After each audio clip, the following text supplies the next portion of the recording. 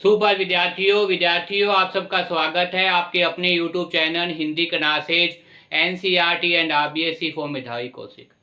विद्यार्थियों, जैसा कि आपको पता है मैं आपको हिंदी पढ़ा रहा हूँ। हिंदी के अंदर class 10 chapter number 6 course B सपस का अब कहाँ दूसरों से दुख के दुखी होने वाले। अब कहाँ दूसरों के दुख से दुखी होने वाले। लिखने वाले कौन है? निंदा फेंच जी। लिखने वाले कौन है? निंदा फेंच जी। देखिए विद्यार्थियों, निंदा फेंच जी के द्वारा लिखा गया पाठ है। इस पाठ में बताया गया है कि वास्तव में अब ऐसे व्यक्ति कहाँ हैं जो दूसरों के दुख से क्या है? दुखी होते हैं। जो दूसरों को दुखी देखकर मन में क्या है? व्यथा धारण कर लेते हैं कि क्यों वो व्यक्ति दुखी है। अब ऐसे लोग वास्तव में संसार में देखने को नहीं मिल रहे हैं। अब तो किस प्रकार के लोग मिल रहे हैं? अब तो जो है वो हंसने वाले लोग मिल रहे हैं। अब तो क्या कर रहे हैं? हंसी उड़ाने वाले लोग मिल रहे हैं। जो क्या कर रहे हैं? सिर्फ और सिर्फ क्या करते हैं भाई? हंसी उड़ाते हैं। किसकी हंसी उड़ाते हैं? जो दुखी व्यक्ति होता है, जो पीड़ित व्यक्ति होता है, उसकी क्या करते हैं भाई? हंसी उड़ाने वाले लोग क्या है? अब आपके सामने दिखाई दे रहे हैं। इसीलिए पाठ का नाम क्या है? अब कहाँ दूसरों के दुख से दुखी होने वाले। क्या नाम है भाई? यस, अब कहाँ दूसरों के दुख से दुखी होने वाले। इसमें मैंने बताया था, इससे संबंधित एक भाग मैंने अपलोड कर दिया है। मुझे उम्मीद है विद्यार्थियों कि आपने वो भाग देखा होगा, आपको जो है पास समझ में आ गया होगा। आज मैं जो है वो इसका दूसरा भाग आपके सामने प्रस्तुत कर रहा हूँ। कौन सा भाग? अब कहाँ दूसरों के दुख से दुखी होने वाले। इसका पहला भाग अपलोड कर दिया था, मुझे उम्मीद है आपने देखा होगा। अब देखिए विद्यार्थियों, दूसरा भाग। पहले भाग के अंदर मैंने आज तक बताया था थोड़ा बहुत कि इंसान क्या है। एक इंसान बताया था जिसका नाम क्या था? बाइबन के सोनोमान या कुआन के सुनेमा, दोनों एक ही व्यक्ति के नाम है। वो प्रत्येक प्रकार के जानवर की भाषा भी समझ जाते थे, जानवर की भाषा को समझते थे, उनके अनुसार क्या करते थे? आचरण करने का प्रयास करते थे। वो एक बादशाह से, वो क्या थे भाई?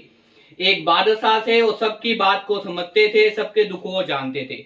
यहां तक बताया था, देखिए घबराओ नहीं, सुलेमान को खुदा ने सबका खाना बनाया है। मैं किसी के लिए मुसीबत नहीं हूं, सबके लिए मोहब्बत हूं। चींटियों ने, किसने कहा था भाई? चींटियों ने।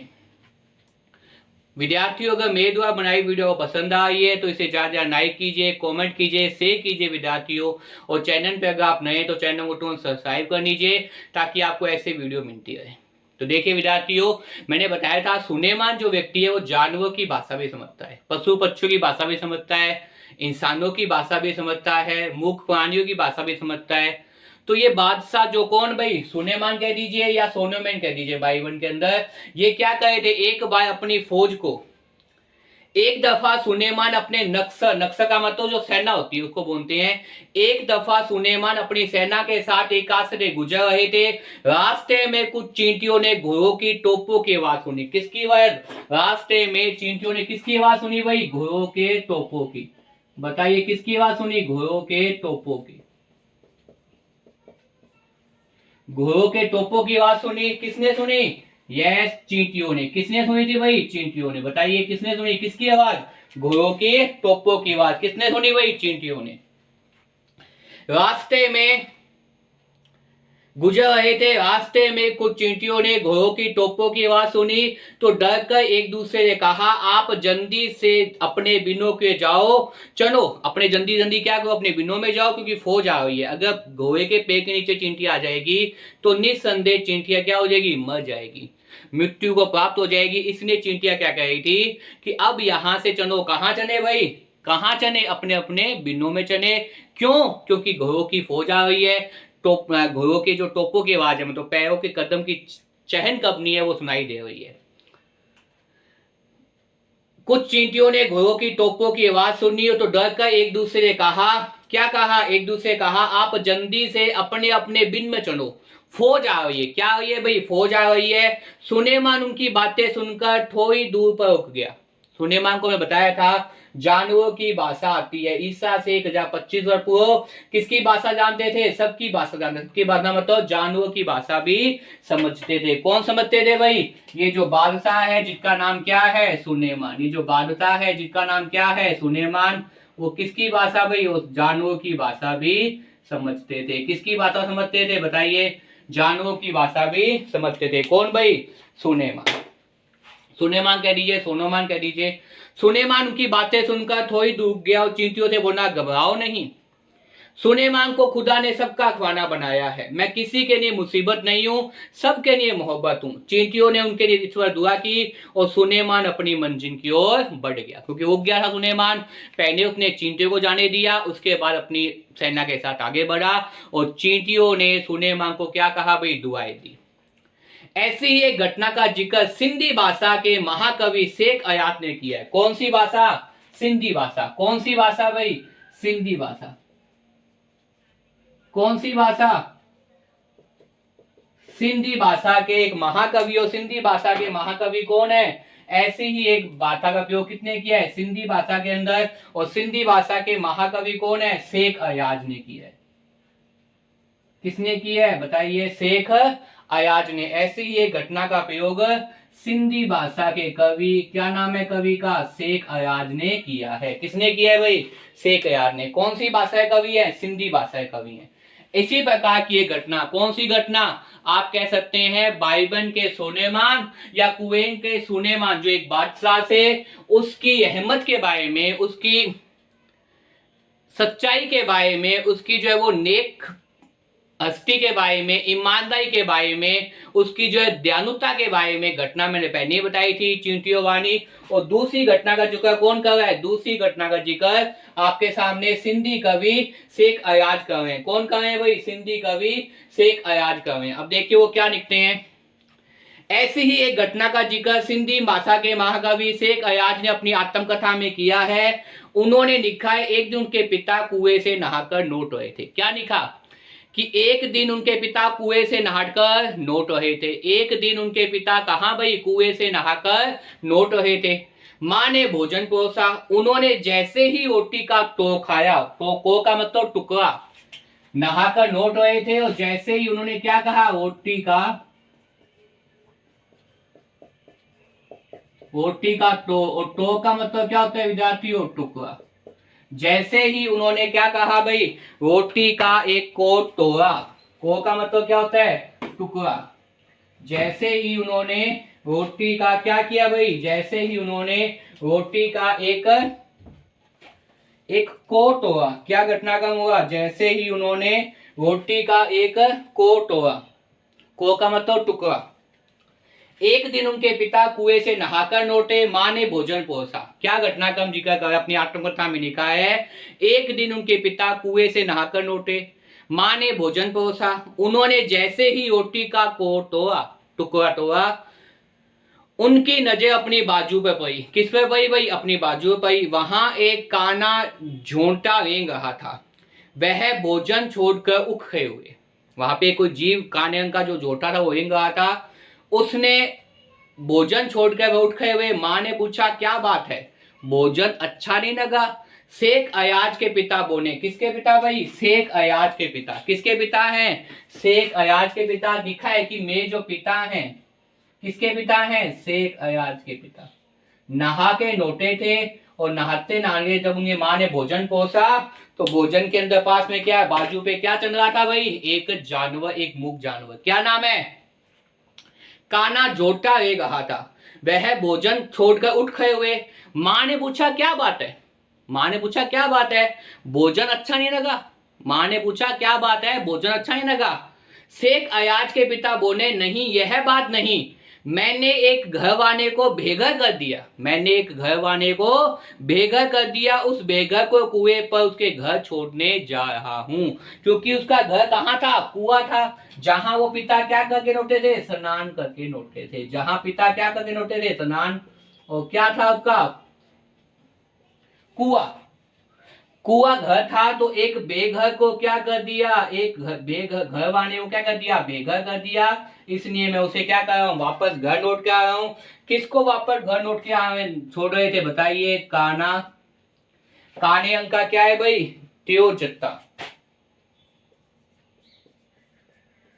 इसको क्या कर रहे हैं? वापस पुणे, क्योंकि ये उनके साथ आ गया था। कहां छोड़ के आ रहे हैं? घर। और घर कहां होता है बताइए? घर उनका होता है यस कुएं के अंदर। कहां है? कुएं के अंदर, क्योंकि वो क्या कर रहे थे? कुएं के अंदर से आए थे। कहाँ से आए थे? कुएं में नहा करके आए थे। इसलिए वो क्या कह रहे हैं कि मैं इस जानवर को कहाँ छोड़ के आऊंगा? घर छोड़कर आऊंगा। मुझे उम्मीद है आपको ये घटना भी याद होगी। देखिए होता क्या है विद्यार्थियों, ऐसी ये घटना की दयालुता की परोपकारिता की बात चल रही है। जैसे सुलेमान ने चींटियों पर दया की थी, अपने रास्ते को अपने रोक दिया था, गोरों को अपनी सेना को रोक दिया। ठीक उसी प्रकार सिंधी भाषा के एक महाकवि कौन थे? शेख अयाज। कौन थे? सिंधी भाषा के एक महाकवि शेख अयाज के पिता। शेख अयाज के पिता स्नान करके कहाँ लौट रहे थे भाई? घर लौट रहे थे। घर लौटने पर देखा कि उनके क्या है भाई? बाजू पर क्या है? काना चोटा। बाजू पे क्या है? काना चोटा है। तो तुरंत भोजन छोड़कर जा रहे थे। तो उनकी माँ ने पूछा, किनकी माँ ने पूछा? इनकी माँ ने पूछा, क्यों बेटा, क्या आज अच्छा भोजन नहीं मिला है? तब उनके पिता ने, किसके पिता ने? शेख अयाज के पिता ने कहा, नहीं, मैंने एक बेघर घर वाले को बेघर कर दिया। क्यों? क्योंकि इसका निवास स्थान कहाँ था? बताइए। इसका निवास स्थान कुआं था। अब कुएं से वो गंती से उनके साथ घर आ गया, तो उनका घर तो बिछड़ गया। किसका? काना चोटिया का घर बैठ गया। इसलिए तुरंत कहां भाग गए? उसे घर छोड़ने के लिए भाग गए। वहां एक देखिए, उन्होंने एक दिन उनके पिता कुएं से नहाकर लौटे। उन्होंने क्या लिखा है? शेख अयाज ने अपनी आत्मकथा में लिखा कि एक दिन उन्होंने लिखा है कि एक दिन उनके पिता कुएं से नहाकर लौटे, मां ने भोजन परोसा। उन्होंने जैसे ही रोटी का कोर तोड़ा, तो का मतलब टुकड़ा, उनकी नजर अपनी बाजू पे पड़ी। उनकी नजर कहां पड़ी भाई? अपनी बाजू पे पड़ी। किसकी भाई? उसके पिता की नजर कहां पड़ी? अपनी बाजू पर पड़ी। और बाजू पे कौन था? बाजू पे उस समय एक काना चोंटैया था। क्या था भाई? उनकी नजर बाजू में पड़ी। वहां एक काना चोंटिया हेंग रहा था। वह भोजन छोड़कर उठ खड़े हुए। वह तुरंत भोजन छोड़कर उठ खड़े हुए। मां ने पूछा, क्या बात है? मां ने क्या पूछा? क्या बात है? भोजन अच्छा नहीं लगा? शेख अयाज के पिता बोले, नहीं, यह बात नहीं है। शेख अयाज के पिता क्या बोले? नहीं, यह बात नहीं है। क्या बोले? नहीं, यह बात नहीं है। मैंने एक घर वाले को बेघर कर दिया, क्योंकि इसका निवास स्थान कहाँ था? वो कुआं था। गलती से वो बाजू में आकर यहाँ आ गया। मैंने एक घर वाले को बेघर कर दिया। उस बेघर को कुएं पर उसके घर छोड़ने जा रहा हूं। तो क्या समझे? देखिए, पहले जमाने के अंदर लोग थे, वो न केवल इंसानों के दुख से दुखी थे, अपितु जानवरों के दुख से भी क्या थे? उन्हें दुखी हो जाते थे। चैप्टर का नाम, पाठ का नाम यही है, अब कहां दूसरों के दुख से दुखी होने वाले। मतलब वर्तमान समय के अंदर ऐसे व्यक्ति नहीं है जिनके उदाहरण में बता रहा था, चाहे वो भाई बहन के सोनेमान हो, कुआन के सुनेमान हो, या आपके सामने शेख अयाज के पिता हो। ऐसे दयालु, ऐसे परोपकार, ऐसे जो है वो सज्जन पुरुष, ऐसे जो है वो अपनी स्वच्छता के लिए, अपनी ईमानदारी के लिए, अपनी दयालुता के लिए, अपनी चीजों के जानने वाले ऐसे व्यक्ति अब कहाँ है? क्योंकि ऐसे व्यक्ति क्या है? देखिए, इन्होंने क्या किया? तुरंत अपना भोजन छोड़ा, उसको गाने चोटे को कुएं में छोड़ के आए। इन्होंने अपनी जो है वो सेना का जो रास्ता था वो रोक दिया और चींटियों को जाने के लिए रास्ता दिया। तो अब कहां दूसरों के दुख से दुखी होने वाले को निंदा फेंची कह रहे हैं कि वर्तमान समय में ऐसे लोग नहीं है। लेकिन अगर आप थोड़ा सा पीछे जाएं, अगर आप इतिहास के बारे में देखें, इतिहास का बारीकी से अध्ययन करें, तो आपको पता चलेगा इतिहास में ऐसे असंख्य मानव है, ऐसे असंख्य इंसान है जो न केवल इंसानों के अपितु जानवरों के दुख से भी क्या थे? उतने ही दुखी होते थे, उतने ही व्याकुल होते थे। उनके दुख को, उनकी पीड़ा को, उनके दर्द को समझते थे, उन्हें दूर करने का प्रयास करते थे। मुझे उम्मीद है विद्यार्थियों, आपको दोनों घटनाएं याद होगी, क्योंकि आपको पता है पढ़ाने का एकमात्र उद्देश्य यही है कि आपको साथ साथ में याद हो। तो विद्यार्थियों, अगर मेरे द्वारा बनाई वीडियो आपको पसंद आ रही है, आपको साथ साथ में याद हो रहा है, तो मैं आपसे चाहूंगा कि आप इस वीडियो को लाइक अवश्य कीजिए, कमेंट अवश्य कीजिए, और चैनल पे अगर आप नए तो चैनल को तुरंत सब्सक्राइब कर लीजिए, ताकि ऐसी वीडियो आपको कंटिन्यू मिलती रहे। जिस प्रकार से आप महाविद्यालय के अंदर, जिस प्रकार से आप विद्यालय के अंदर प्रत्येक दिन प्रत्येक विषय को पढ़ रहे हैं, उसी प्रकार मेरे YouTube चैनल के अंदर प्रत्येक दिन आपको एक नई वीडियो मिलेगी। तो इसलिए चैनल को सब्सक्राइब कर लीजिए, खूब मन लगाकर पढ़िए। वीडियो को पसंद आती है तो वीडियो को शेयर अवश्य कीजिए। बार बार वीडियो को देखिए और याद करने का प्रयास कीजिए ताकि आपको याद हो जाए विद्यार्थियों। खूब मन लगाकर पढ़िए विद्यार्थियों। धन्यवाद।